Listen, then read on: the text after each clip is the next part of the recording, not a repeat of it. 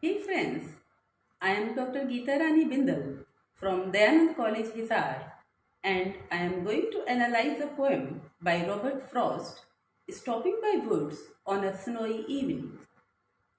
The time period of Robert Frost is 1874 to 1963, and this poem was published in 1923.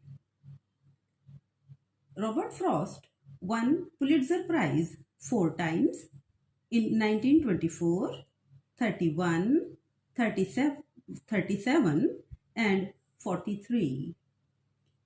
In the presidential inauguration of John F. Kennedy in 1961, he read his own famous patriotic poem, The Gift, outright to a large audience. This poem is a lyric and it has 4 quatrains. Quatrain is a stanza of 4 lines, and this is written in iambic tetrameter. Iambic is a short syllable followed by a long syllable, and tetrameter is with 4 stressed syllables in a line. There are more monosyllabic words, and this gives the poem a conversational tune. The poem begins with a possessive pronoun. Whose woods these are, I think I know. His house is in the village, though he will not see me stopping here to watch his woods fill with snow. The persona of the poem is passing through a forest and he stops by some woods. The house of the owner is not there. He will not come to know that the person, the traveler, is watching his woods which are filled with snow. My little horse must think it queer to stop without a farmhouse near, between the woods and frozen lake, the darkest evening of the year. Now, the literary device of personification has been used in this poem. My little horse must think it queer. Thinking is a quality which we associate with human beings, and here the horse is thinking. To stop without a farmhouse near, there is no farmhouse near, and the horse thinks perhaps the master has committed some mistake.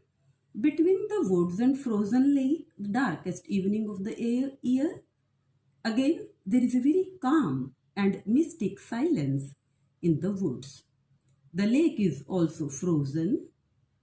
He gives his harness bells a shake to ask if there is some mistake. The only other sound is the sweep of easy wind and downy flake. Of onomatopoeia has been used, and the horse wants to know whether the master has committed some mistake, and the other sound is that of the blowing of the wind and the falling of the snow, easy wind and downy flake, flake which is falling down.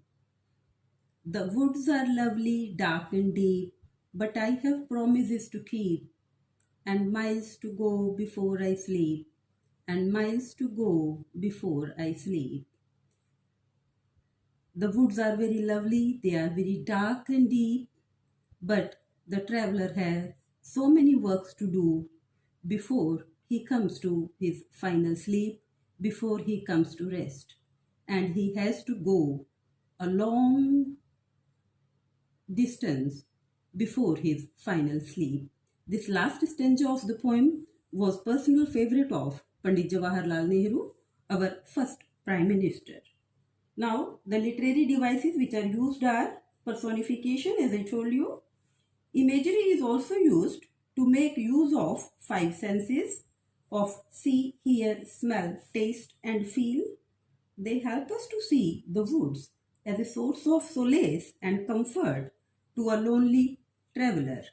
Alliteration is also used. Alliteration is the repetition of consonant sounds to create music.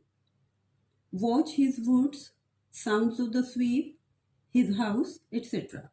Assonance is the repetition of vowel sounds to create rhythm and music. He will not see me stopping. E sound is repeated.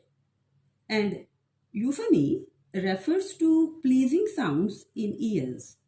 The woods are not haunting or even scaring, but provide comfort and calmness. The woods also represent an uncorrupted world in which the traveler wishes to stay. Hence, it is euphony. Refrain is the repetition of same line with same words to create necessity. That is, and miles to go before I sleep, and miles to go before I sleep. Now the rhyme scheme of the poem is A A B A, B B C B, C C D C, D D D D.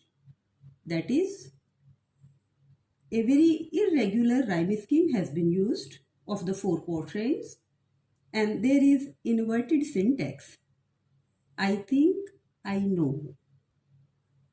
There is symbolism used in the poem. The sleep is the symbol of death, and miles to go is a symbol of the distance that the poet has to cover throughout his life. Thank you very much.